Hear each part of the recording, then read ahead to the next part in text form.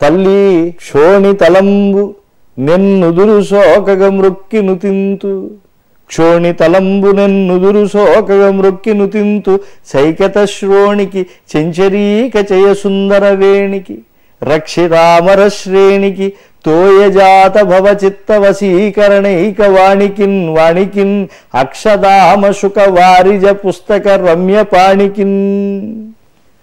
పుష్యమాసానికి అధిదేవత బృహస్పతి. ఆ వాచస్పతికి వెనుబలమైన దివ్యశక్తి మన చదువులమ్మ సరస్వతీదేవి. కనుక సరస్వతీదేవిని ఆరాధించే భవ్య సమయంగా కొందరు, మరికొందరు సకల విద్యలకు హైగ్రీవుడు అధీశ్వరుడని భావించి ఆ స్వామిని ఆరాధిస్తూ ఉంటారు.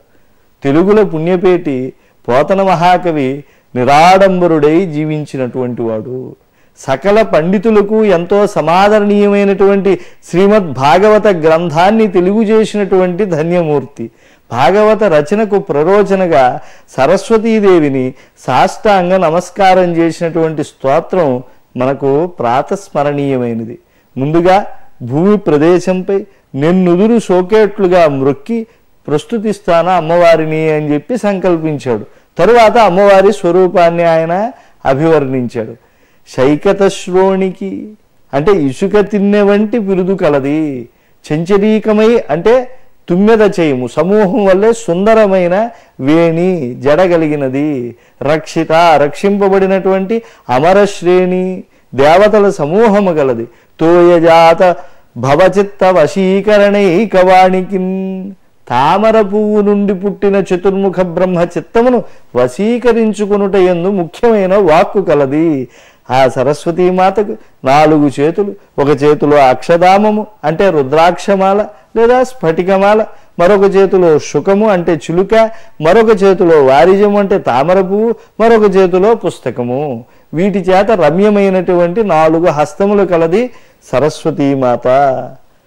ఈ పద్యంలో పోతన మహాకవి గారు ఆరంభంలో శ్రోణి, వేణి, శ్రేణి, వాణి, పాణి అని అన్ని సమాసముల చివర అంత్యప్రాసము కూర్చాడు. పోతన్న గారి కవిత్వంలో అనేక పద్యములు అంత్యప్రాసముతో ఉంటాయి. ఇది వారి కవితా లక్షణాల్లో ఒకటి. ఈ పద్యం చేత పుస్తకం పట్టిన తరువాత పఠిస్తే సరస్వతీదేవి కటాక్షం తప్పకుండా వారికి కలిగే తీరుతుంది. అంతేకాదు పోతన్న గారు తరువాత నేను ఋషికల్పుడనైన వ్యాసుని వంటి కవిని కాను, కానీ భాగవత పురాణాన్ని వారు రచించిన దాన్ని తెలుగు చేస్తూ ఉన్నాను, కనుక నన్ను కటాక్షించాలని పోతన్న గారు భాగవతారంభంలో మళ్ళీ సరస్వతీదేవిని ప్రార్థించారు. పుట్టంబుట్ట శరంబునన్ములువన్ అంభోయాన పాత్రంబునన్ నట్టంగల్గను కాళిం పురాణింపన్ దొరంకుంటి మీదు ఎట్టు ఏ వెంటంచిరింతు తత్సరణి నాకీవమ్మ ఓ అమ్మ మేల్ పట్టున్నాకగుమమ్మ నమ్మితిన్సుమి బ్రాహ్మీ దయాంభో నిధి.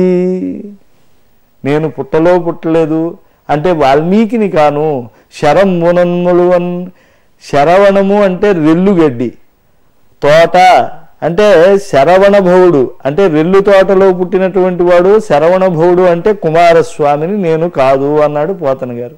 ఎందుకంటే కుమారస్వామి కూడా మహాకవి, ఆయన స్కంద పురాణాన్ని స్వయంగా రాసినటువంటి వాడు.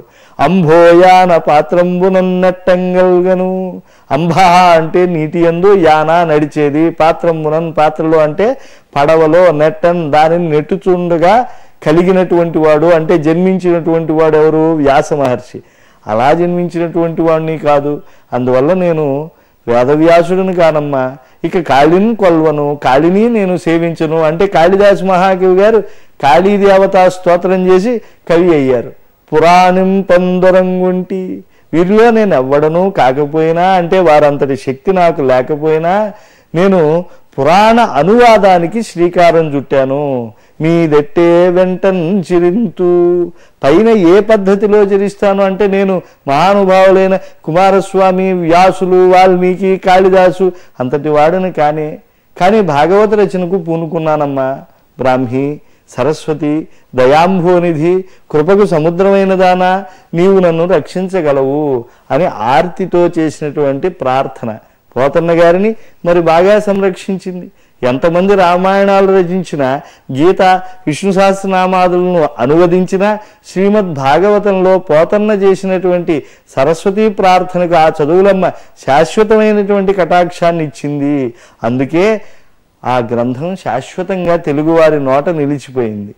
ఆ పద్యాలు పాడి ఆవులా నిలిచి పోతన్న గారి కవితాక్షర పుష్టిని బాగా కలిగించి సత్కవితావాహినిలో భాగవత యొక్క తేజస్సును శాశ్వతం చేశాయి.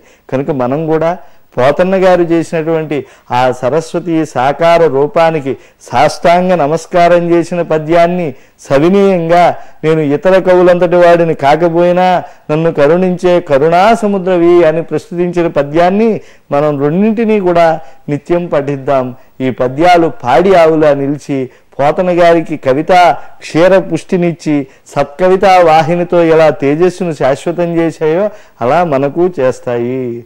క్షోణి తలంబు నెన్నుదురు శోకగ మృక్కి నుతింతు శైకత శ్రోణికి చెంచరీకచయ సుందర వేణికి రక్షితామర శ్రేణికి తోయజాత భవచిత్త వశీకరణైక వాణికిన్ అక్షదామ సుఖ వారిజ పుస్తక రమ్య పాణికిన్.